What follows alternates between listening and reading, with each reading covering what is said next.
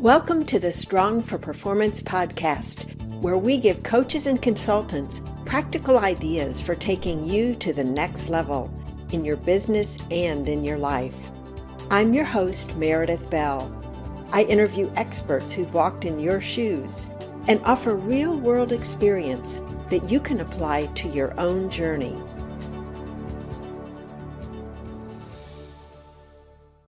Hi, and welcome to another episode of the Strong for Performance podcast. I'm your host, Meredith Bell, and I am delighted today to have with me Whit Raymond. Whit, welcome to the program. Well, hello there. Good to see you, and glad to be there. Be here, Meredith. Great. You are so welcome, and I'm so glad you're here. Let me tell the audience a little bit about you to start, and then you can fill in the gaps. Okay, so Whit is the president of Lodestar Leadership, and he is an advisor and a strategic coach and consultant, primarily to executives and organizations that are committed to real change. And one of the things that I have enjoyed with Whit when we have spoken in the past is his commitment to creating healthy environments. And of course, that means creating healthy, emotionally healthy leaders who are running the place and helping to make everyone feel valued and important. One of Whit's other skills is being able to be a master facilitator. So he's really good at helping people reach consensus as well as reaching commitment to achieving and pursuing goals that everybody can get around. So Whit, I know I gave just a little touch about your skills and expertise. Tell us a little bit more about your journey. Well, thank you. I'll just take that and ride that wave. I like that. Thank you very much. So I would say in terms of my journey, I discovered the field of organization development many, many years ago. Did not know it existed. And I did it by doing a lot of networking and reaching out, which it doesn't always come easily for me because I am an introvert. So it's just I have to push myself. And then I was doing a lot of consulting inside organizations around organizational change, how do you build what we called high performance organizations. And it wasn't until later that I realized I was also doing an awful lot of coaching. And what happened there was that I'd be working with executives or managers who were going through something that was impacting what we were trying to get done.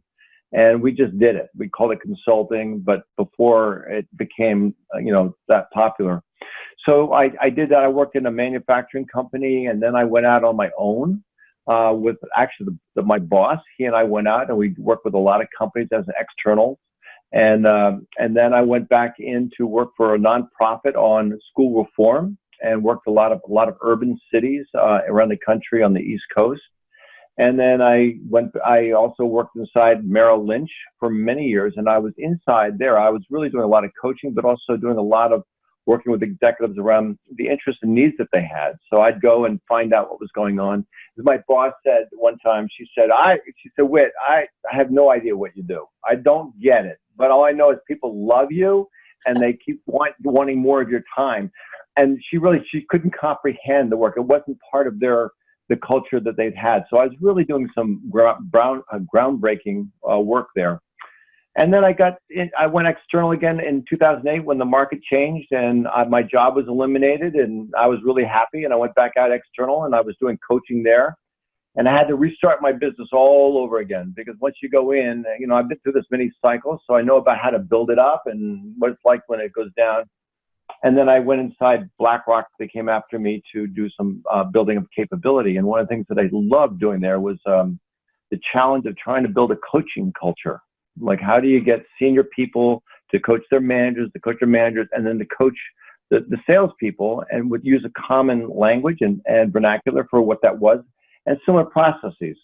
So I was there for 3 years before there was a big change, and then I went back out for the last time on external. So my business, Lodestar, has been around for a long time. And I have a network of a lot of people that I work with, and they pull me in and I pull them in as our situations need. And I know that we were talking earlier about how your business has evolved over time. You've had a focus on certain things at some times, and I think that's true of all of us that have been involved in our businesses for decades, which I have too. I'm curious now, tell me a little bit about how coaching fits into the work that you do with your organizations. Well, coaching became, it's interesting because coaching has become what I call a fad, or it's just so commonplace now. There are a lot of people who want to be in the profession because they love to help people, and it's wonderful.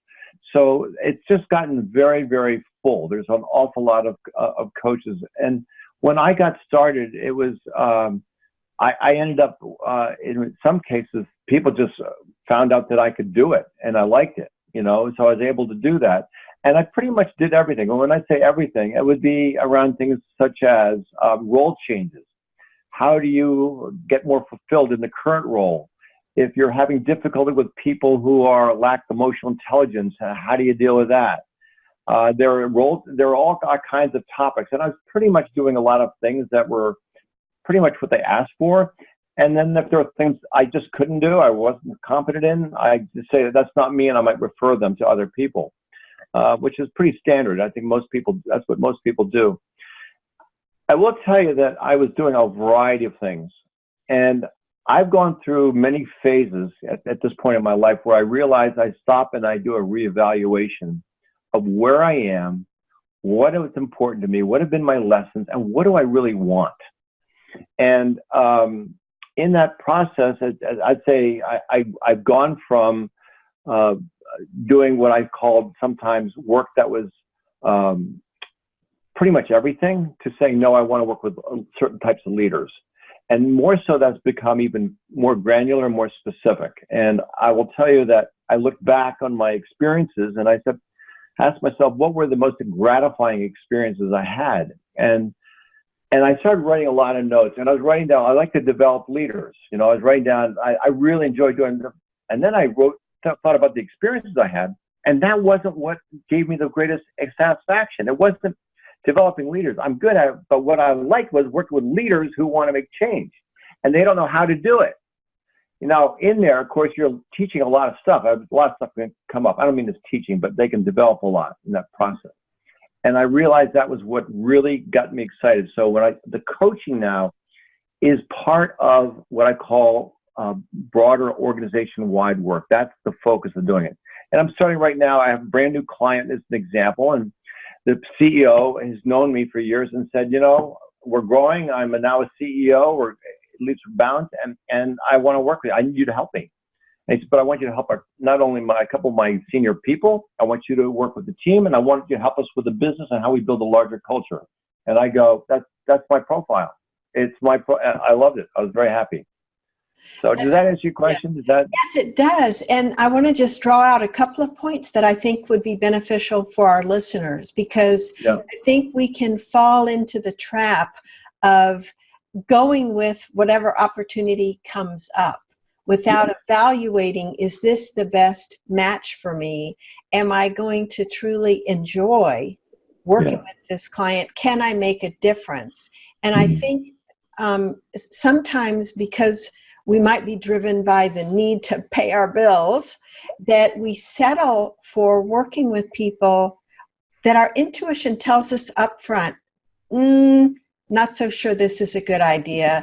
In fact, I spoke with someone just yesterday who had accepted a job with this company as an employee, a high-level position, and he noticed some yellow flags waving, but he ignored them because it was a prestigious position, and it turned out very badly over the 3 years that he was there.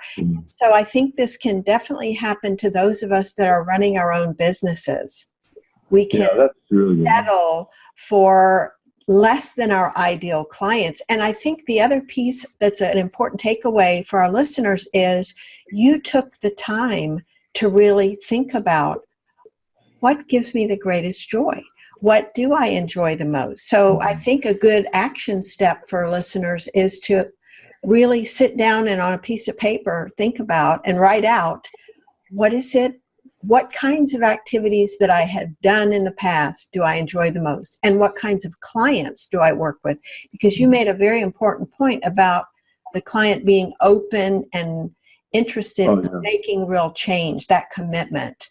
So a follow-on question would be then, from your perspective, what is it that really makes for a satisfying life for someone who's in this coaching consulting profession?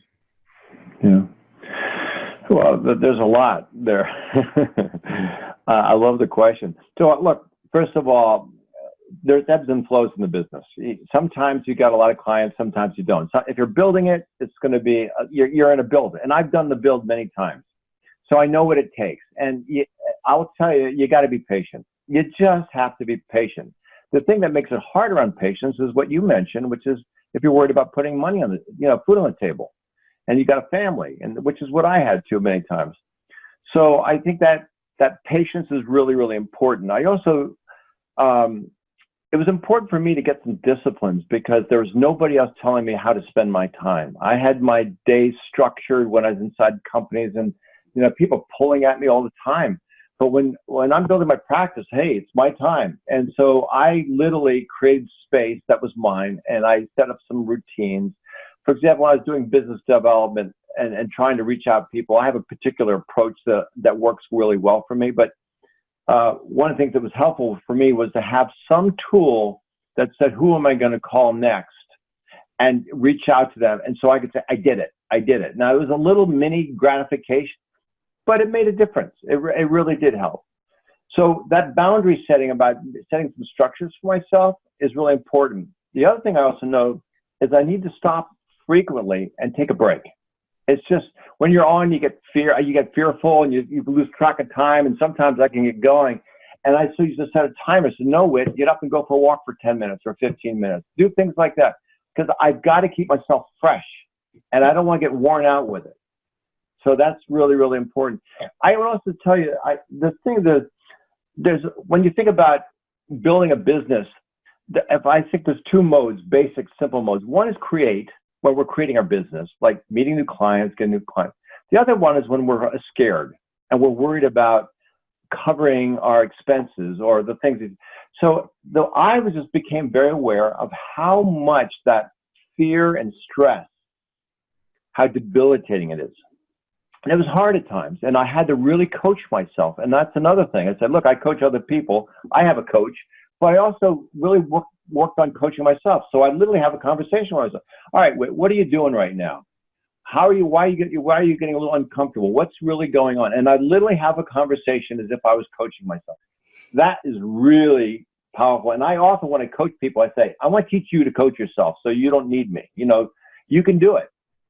So let me pause it. There are a couple other points, but is that what comes up for you? I think those are all really good. I think the taking of a break is so critical. And I love that you coach yourself. I think that that's something that what we fall into more often is criticizing ourselves. I should have done this, or why didn't I do that? And so we can get in a downward spiral. And so I'm curious to hear a little bit more about when you coach yourself, how do you do it in a way that keeps your energy and your spirit high rather than criticizing? Yeah. Well, when I get criticized, I just can feel my energy drop. I might even get depressed. You can just, there's places you can go. It's just not, it doesn't feel good. I just got to the place where I start to notice that. And I said, I'm not doing that. So one of the things is when there's anxiety, one of the things I learned was get my butt, out of the chair and change the environment. Go do something for just a little while. And I would go outside and I'd literally focus on what do I notice around me. I would not analyze. I would not go inside and ruminate about what's going on. I'd say, no, be here now. What do I see? For 5 minutes or 10 minutes. It was huge for me. And I also do meditation, so that helps. I mean, it's very significant. Things like meditating and walks. And the other one is if I get anxious, I do something I think I mentioned to you before about automatic writing and also mind mapping. And the reason I like them is because I get rid of my judger, the bypass. And any of us who have been coaching know about that. But we trip it up. So I will write a question. All right, what's going on? And then I start writing, and you never stop writing. So I write whatever my mind's thinking, and I keep going for about 5 minutes. And in there, And if I run out of something, then well, I run out of things. But all of a sudden, something gets written and comes out of me, and I go, that feels good. That's right on. Mm-hmm. And I can look that, and at the end, I say, all right, that helps me. And I can roll the paper up, and I can throw it in the trash can because I don't need it. It was just a process. And then the other one is mind mapping, which is when there's a lot going on. I have pulled by the family. I've got concerns about finance. I've got friends. I've got colleagues. I've got clients. I've got prospects. I've got my bills. I mean, there's a lot of things. Mm-hmm. And sometimes it feels overwhelming. So I use a mind map, which is to put it all out there. Where are they today? And I'll put my current status or current situation. I'll put a circle around it. And then I just start creating my little map, and I just let it flow. And within 5 minutes, 8 minutes, it doesn't take long. I have on one page a picture. I go, and then it's all right. What are my priorities? Go back to it and pick. How do I order this? Is this really that important? Can I relax on this one? And then I just talk it through, and then I create my little to-do list from that. That's great. I love both of those. For one thing, they don't take a lot of time, but for the other, they get some great results. It's like they free you up now to be able to focus your energy on the things that need to get done instead of feeling overwhelmed or stressed with all this running through your head. So, so one of the things that you're mentioning, Meredith, that really is important is that you'll learn over time. We make it all up. All this stress, I create it.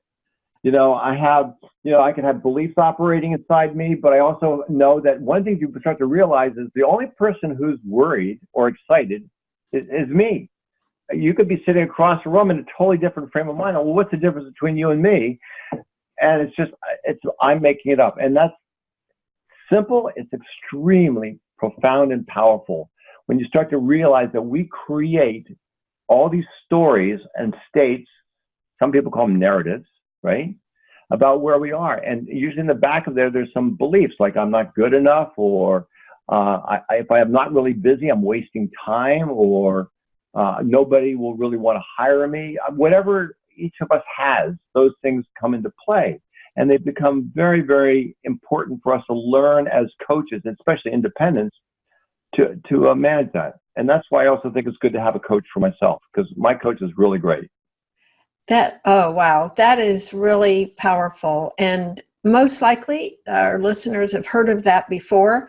In fact, they may talk about that with people they coach. But if not, this whole idea of we create stories about ourselves, about what's happening around us, because we're using this one filter we've got. We have our own interpretation. And one of the things that I learned that was so helpful for me was looking at any situation as neutral. And as a scientist would approach it, which is I'm simply collecting data. And so theoretically, scientists are neutral. They're simply, they have a hypothesis, they're going to test it, but they don't get devastated if the results turn out differently than they expected. It's just data. And so that was one of the wisest things I heard is, and if you want to imagine yourself, with the white coat on and, microscope on the table, you're simply examining things.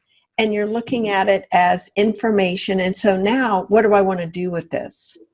And I liked the word you used before, which is create, because we can all create where we want to be and how we want to be in any given situation. We're not stuck with a certain personality or mindset. But it's easy many times, I think, for coaches to see that with the clients they're working with. But it's harder when we are looking in the mirror at ourselves and say, oh, well, I'm different, or this is my situation is different. And so that doesn't apply to me, when in fact, it really does. Yeah, it really does. There's another extension to that, which is I sat down, I'm actually coaching a lot of people who are new in coaching. And I do it just because I love it. I mean, there's somebody who was former manager I worked with. I taught her how to coach all her team. She loved it. She changed her profession, went into coaching, and then went to a program. And she said, I didn't really learn that much. And so she said, would you help me? And I said, so we've been working on the thing that I'm learning about it is that people that are really struggling with how to get started, that they really have to find ways to, they have to find ways to go inside, find, when you say go neutral, they have to find ways to really build inside themselves the capacity for handling what's going on. Mm-hmm. That's great. Because, of course, if you're focused on yourself, you're not able to really focus on your client. And I know in another conversation, we talked about what you encounter often with people that you are coaching, these high-level executives who are stressed out. They recognize they need to change, but they feel stuck and like they can't change. And I think it would be helpful to share with us, what are some of the strategies that you help them acquire, or what are some of the processes that you think through in helping them get past that stuckness? Yeah, that's a great question, because it is common. And probably many of those who are listening to this and they know this, so it may be more of a reminder. But I will tell you the first challenge is for me to recognize the environment that they're in and what's their personal state. How are they doing? Like, what's their frame of mind? And often I will ask them, and by the way they answer, I can get a sense of it. Now, most people who are highly stressed, for example, there's nothing I can do with them. I'm not going to coach them. There is no way, because when a person is stressed, their cortisol is running, they're in high beta, and what happens is you can't take in very much. You're looking for quick fixes. I want solutions, how to do this. They're trying to deal with the external environment. So there's no way you can coach. You can't make them go inside at that time. So the thing that I find really important is, number one, I've got to build rapport with them, especially if they're new, and make sure I'm connecting with them. And number two is I've got to create some space for them to slow down and get calmer. And that becomes number one goal. And sometimes, for some people, it's taken 45 minutes. And I'm not kidding. I know of a coach that I reached recently. I came one time and was so wound up. She just had to get stuff out. And I don't, I think venting is really important, but I also am very cognizant of it as long as it's not a habit and it's blaming and it's victimization. It took her that long. Other times it was quicker. So the slowing down is really important, and getting that calmness that's there. I would say that is one thing that's really important. The second thing, another thing that I think is really helpful for them is to become aware of what are the triggers that get them going, and how they give away what I say, give away your power. That's one way to look at it, but there are other ways to look at it. But you end up letting the environment manage us. And so we get reactive to the environment. So I get them to work on what I call first is awareness in the moment, and do they notice it? And lots of times I will leave a session. I'll say, I want you to go around and notice all the times you get triggered and get angry, or you get scared, or you get fearful about it, and just notice what happens inside your body and what are the circumstances. And let's just do that first. And they go, oh, really? And sure enough, every time they come back, they go, gosh, Whit, I did this, I saw this, I saw this. I said, great. And then what happened? They said, and then they start to discover they don't have to make changes. They don't have to do anything. They just naturally go into it. So I'd say number one is the awareness, slowing down, making sure I've got the connection with them, and giving them things that don't go too fast. Not into tasks, not into doing, but more into being aware. After they're aware, then the challenge is going to be around their ability to manage themselves in those situations. And this is where people who are stuck often show up. They might be aware at the moment when you're talking to them that they really are overbearing, that they're out of control, they're highly reactive, and they get calmer. But when they go back out repeatedly, they're not able to stop. And I'll give an example. There's a person I coached, very good professional, but very driven. And I coached this individual for 3 months. And one of the things we noticed was she was unable to ever not drive, not be doing. She did not know how to slow down and relax. And that to me is a huge red flag. So there was something going on much more beyond the coaching. She had some awareness, but she could never manage herself to that place. So our coaching thing ended because I found a way to say, look, this is where it is, and it's not working out. Or we did it in a very graceful way, and she was very happy. We were friends. But that's really important, because the work of healing, which is overcoming those deep things that make us can't stand certain people. I can't stand certain situations. and you can never get beyond that, and they've got to learn to work with these people, I say there's some healing issues there. So that's not our work. Learning is what our work is, about helping them learn. That's an interesting distinction. Yeah, I'd like you to talk a little bit more about that. When you see healing as the need they really have versus the learning, what are some of you gave a couple of quick examples there, but talk a little bit more about what do you look for or listen for to detect if a person's really ready for coaching or if they need something else? Yeah, I've taken on a number of coaching things that the executives asked me to do because people were really struggling and they were really good and they wanted these people to really survive and make it. And I would hear about them and I go, red flags would go on in my head. I'm not sure. But I said, I can be wrong. And I have been wrong many times in my assessment.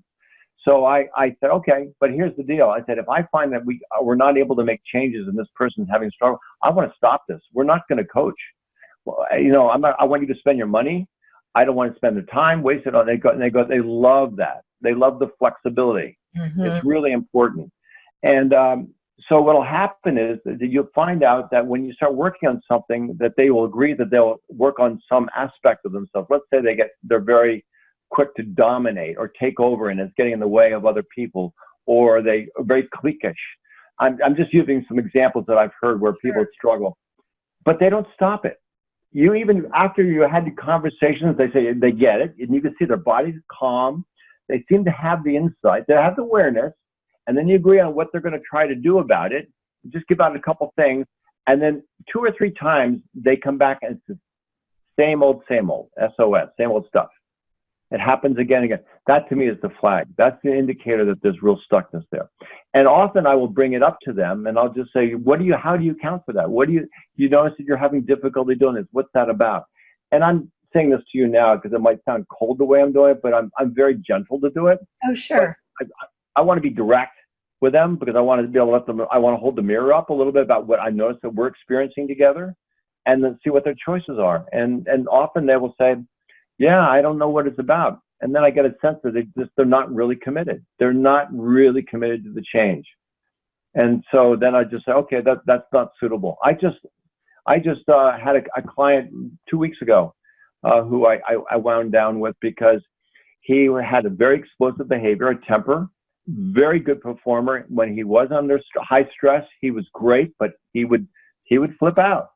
And he was aware of it as a problem, but he couldn't change it. And what was happening is I started getting more feedback from different parts of the organization, the business, saying, hey, he's doing it again, or this is not working. Mm. And so I had a conversation with him and I did some feedback gathering and he wasn't open to it. So I gave it, look, I got some feedback, and he said he didn't even want to know about it. And I did it 2 or 3 times and he was not open. So I said, you know what? I said, Ben, this is not right. I have a feeling you're feeling forced into coaching. He said, yeah, I do. Ah, that's great. Let's stop this. Because this should not be a forced thing. Just because some people want you to get coaching and you said you're open to it, if this isn't right for you, maybe this isn't the right time. Maybe not now. So I gave him an out. And he said, I'd really like that. He said, I've learned so much. I got better delegating. I got better this. And he did. There was some good feedback. But this deeper problem wasn't going away. And so he gracefully got out. Now, I think basically he shot himself in the foot because he's not able to deal with the issue. He can't. He's not able to do it. And he hasn't been able for years. And he's a great person. He's got wonderful skills. I have a lot of compassion for him. He's got whatever demons he's dealing with that we all have our own, Mm-hmm. So do you ever recommend someone say pursue therapy or some other avenue that's really outside the realm of coaching? I have, but I'm very careful about it because, that boundary between coaching and therapy, and we blend over sometimes depending on where your skills are and your confidence is and your competence to do that. We have to manage that line very, very carefully. So I'm very careful about selecting because that's not my job to do that. But if I have the right kind of trust, what I've found often works, and a number of times where I've done it, where someone's really struggling with something, it's clearly because they're in a new role or something going on. I say, look, you're going through a transition. And sometimes through a transition, it might be good to get a third party who have no connection with from business and sort of look at what that's about. Mm-hmm. And I've had a number of people who grabbed onto that because they had enough sense that they were struggling inside and they really did want to work it. And as a matter of fact, one of them came back to me a few months later and I'd recommended a therapist. I ended up recommending a therapist. They came back and said, they go, "Oh my God, this was incredible. This was so helpful. I was able to really understand some of the things that were driving me that from my past that just were like ghosts, like getting in my way." And felt very relieved. And so there are ways to do that. And then sometimes I don't feel it's right, and I don't go there because I don't think there's a receptivity. That's the big thing I listen for, Meredith, is receptivity. How open are they? And I don't try to persuade or convince.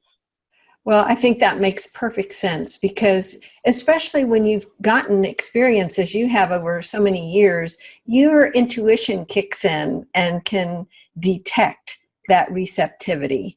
You know, it doesn't have to be a checklist that you're going through, but you kind of are running through this intuitive criteria that you're paying attention to. And I think that's really important.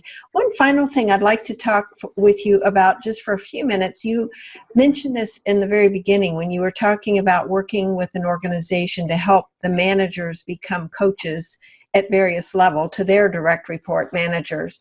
And I just wondered if you had some tips or ideas for other coaches or consultants who are interested in helping to create a coaching culture. What are some watch outs maybe that could prevent that from happening effectively?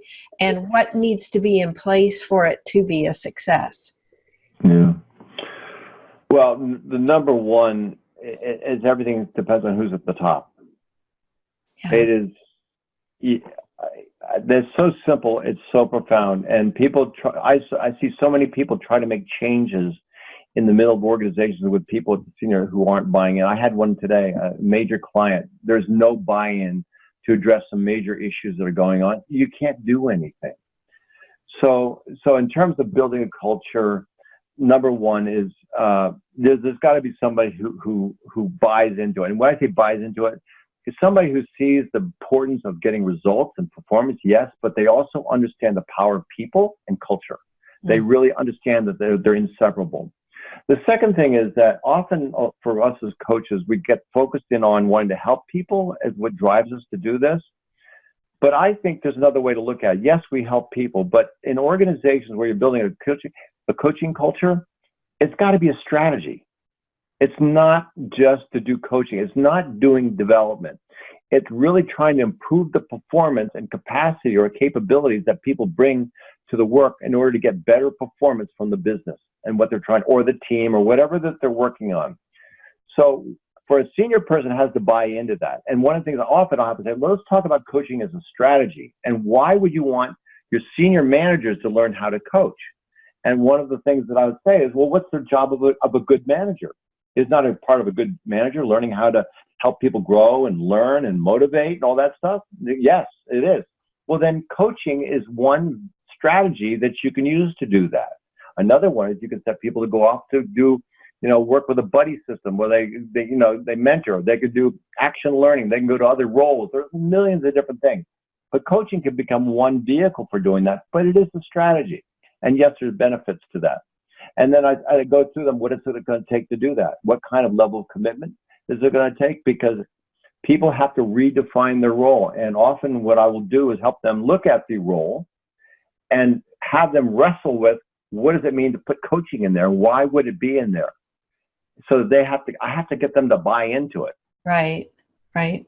Well, that makes perfect sense. And I couldn't agree with you more about if the top person is not willing to get behind this, you're kind of trying to push something up a hill. It's going to be hard, and it may have no lasting impact. Well, nobody will do it. If the senior people don't endorse it, the only people who endorse it are people who are philosophically already aligned for it and matched for it. They may do it in their own spheres, but in a lot of these fast-paced organizations, it's tough. They'll talk it, and they pretend that talking is the same as doing, and then people call them out on it and say, no, you're not doing it. Look where you're spending your time. You're not doing anything. When was the last time you sat down with your people and really had a good heart-to-heart conversation and did something focused? Yes. Well, as you know, we have 360 feedback software. And what we found when we first introduced it was the places where it got the greatest reception is when the top leaders said, start with us. As opposed to, let's go to the mid-level managers. We don't need it up here. But if they modeled getting that feedback, handling it well, and openly made a commitment about, here's what I learned from you that are my strengths, I'm going to use them more. Here's what we learned where I got a surprise and didn't realize this was causing problems. I'm committing to improving. It makes a whole difference as you start rolling it down. And I see the same thing with coaching. It's a parallel process where if you don't have it start at the top, where those people have the skills, they know what it looks like. Do it well. It's questionable whether you'd even want to undertake it, because you know in advance the likelihood of really profound impact might not be there. Oh, that's great. I so agree with you. And part of that role modeling and doing the leading, there's also that whole aspect that many viewers may be aware of, the importance of symbolic acts, leadership acts. And so there is the role model, but there is a symbolic thing too, that when they see it, it's really powerful. Yes, that's a great point.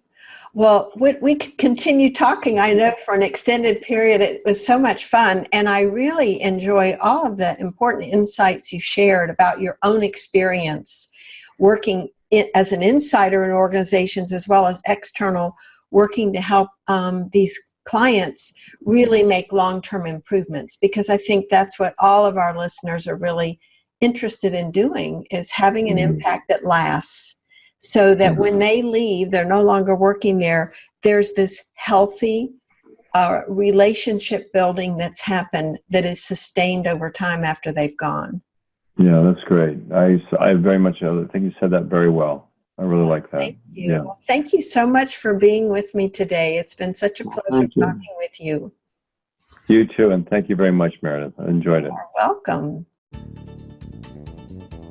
Thanks for tuning in to the Strong for Performance podcast.